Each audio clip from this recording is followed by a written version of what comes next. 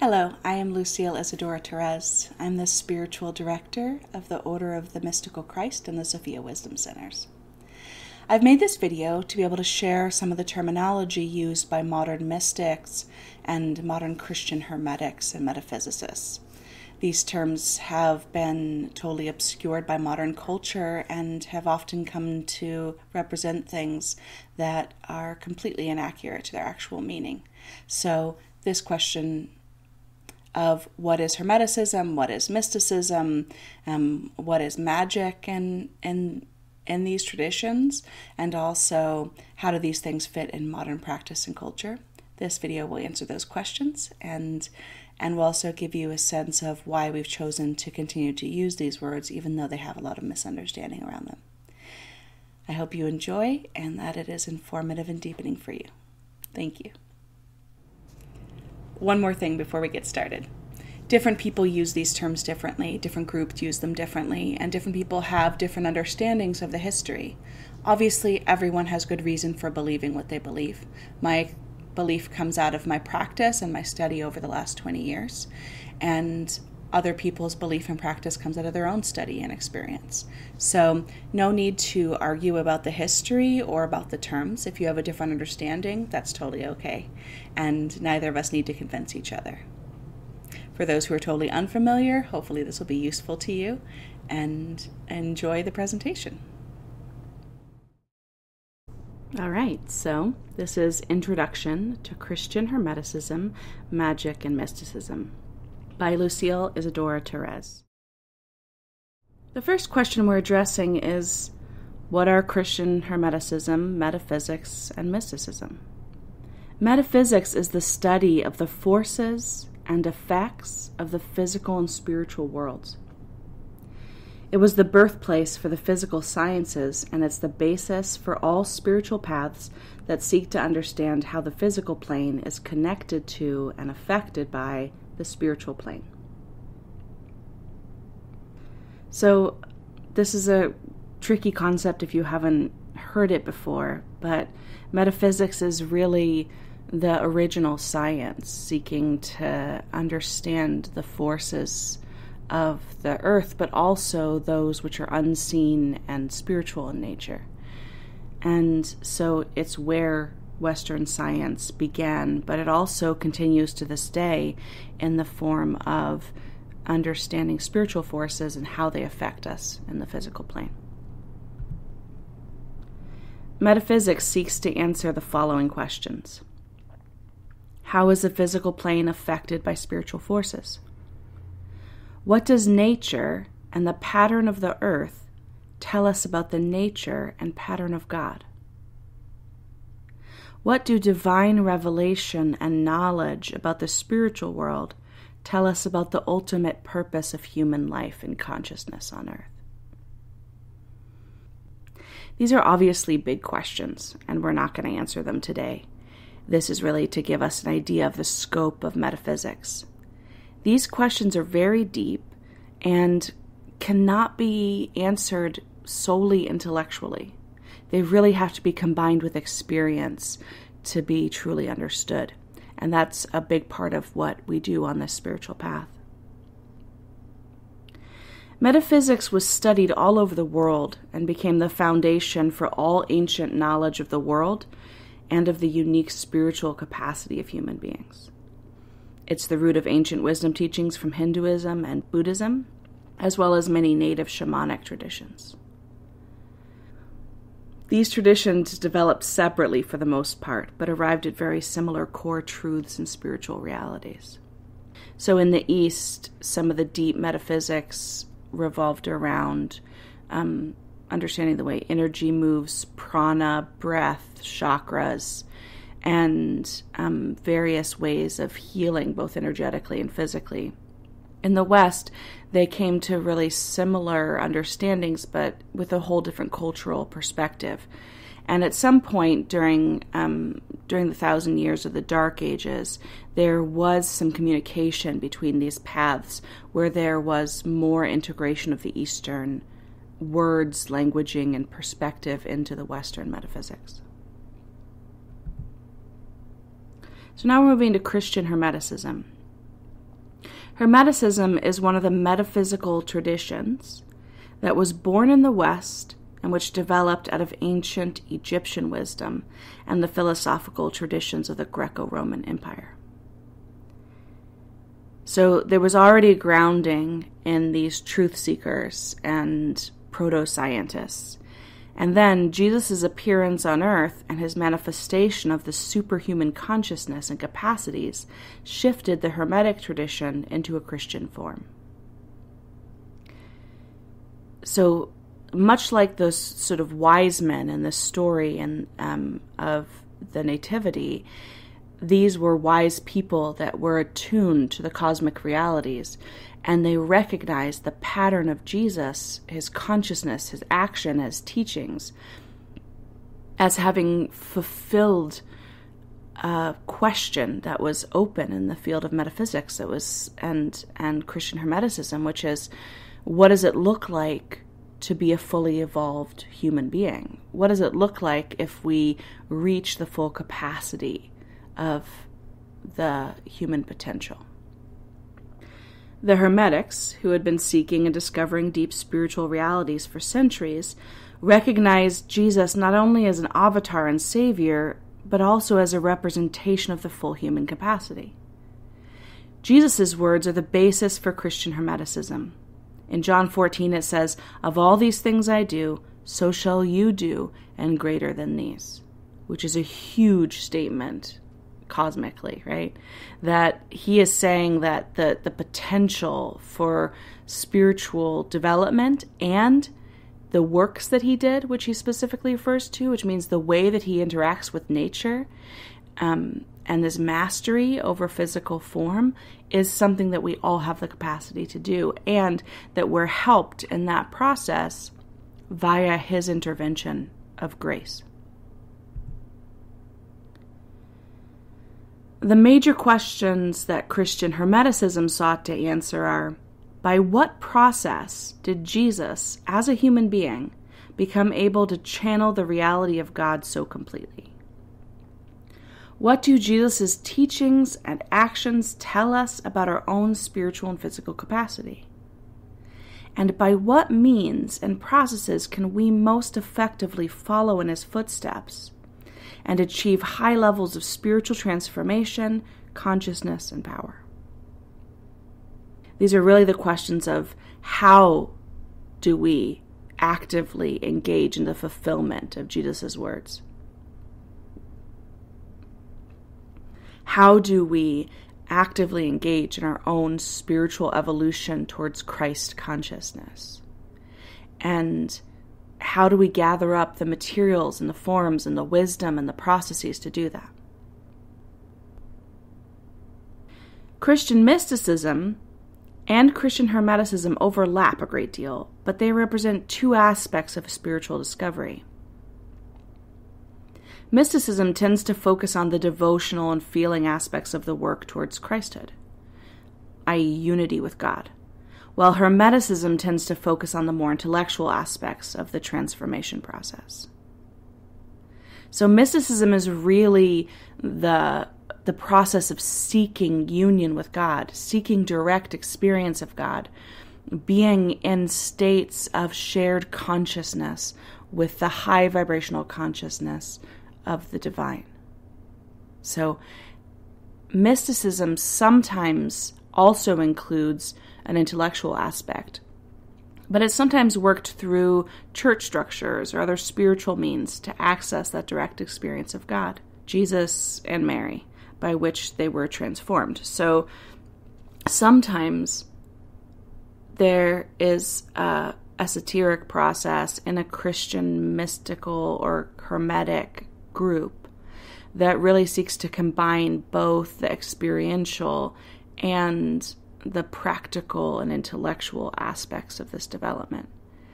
But there are also mystics who really did that process completely through devotional work, through seeking and finding that connection to the divine consciousness and just selling off every other part of their life for it, sacrificing everything for more of that, and by that they were transformed into what the church would call saints, mystical saints.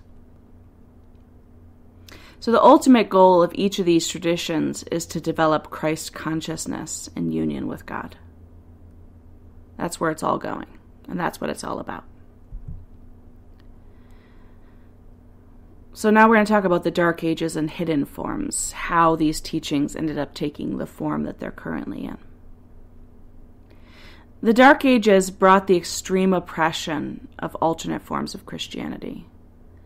So it was only a few hundred years after Jesus' life that the church got settled into a dogmatic form and then began the descent into the Dark Ages. It was really, interestingly, with Constantine changing the whole Greco-Roman Empire into Christians by force, by decree, and really solidifying the political structure of the church, that this descent began. And then for about 1,000 years, the Catholic Church, which was the only official Christian church at the time, Protestantism didn't come till much later, sought to destroy any Christian forms and practices that did not align with their own dogma. Many people were murdered, and texts and alternative spiritual groups were destroyed.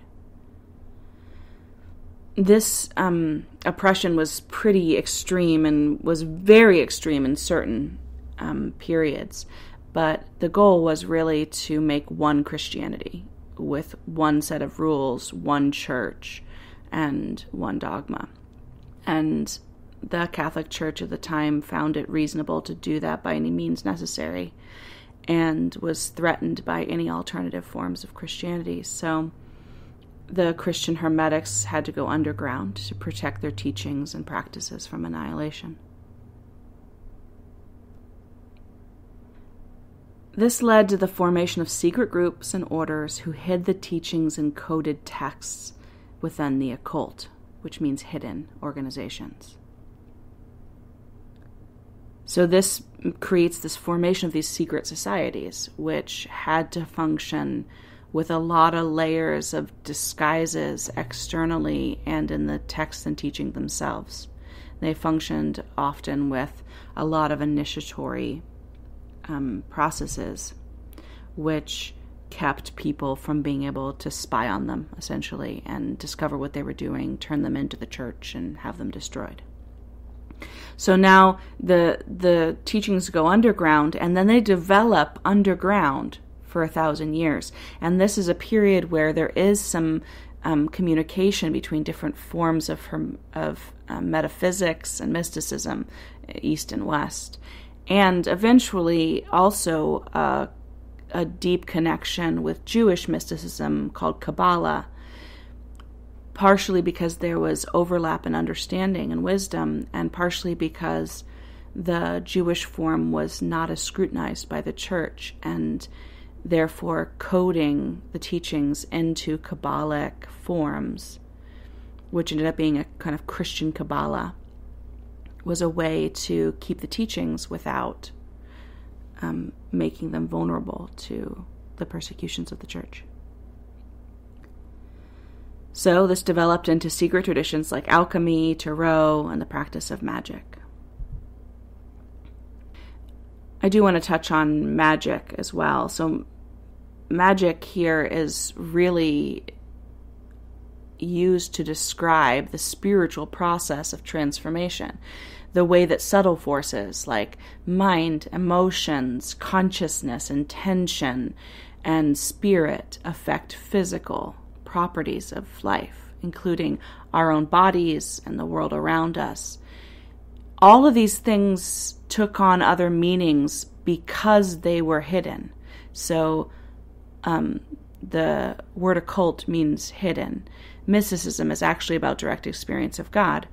Esotericism, right? These all came to mean in the English language mysterious, dark, and possibly suspicious. But that's not really their original intent or meaning, and we're returning to those original meanings. So the emergence.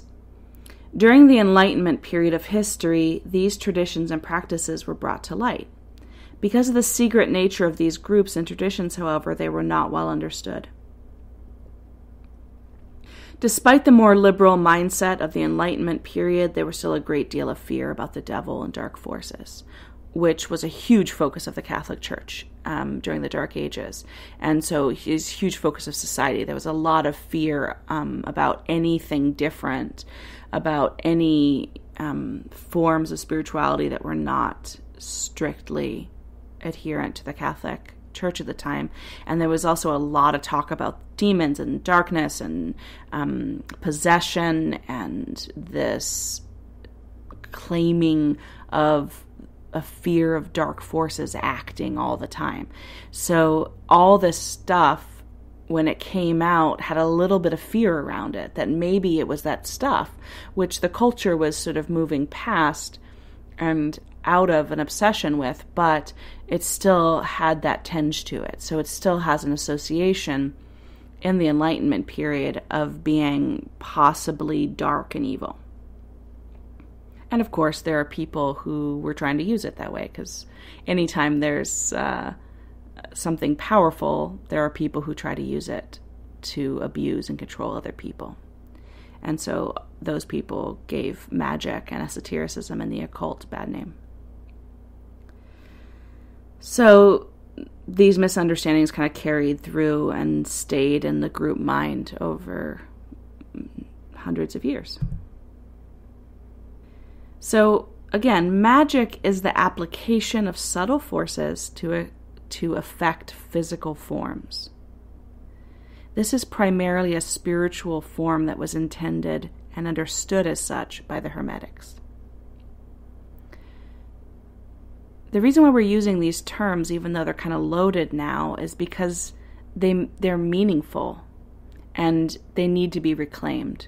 So mysticism can mean in the English language now something not understood or dark or magical, but it has a specific meaning, and Hermeticism has a real meaning uniquely, and as does metaphysics, as does magic. So we're going to return to the true forms of these words and reclaim them.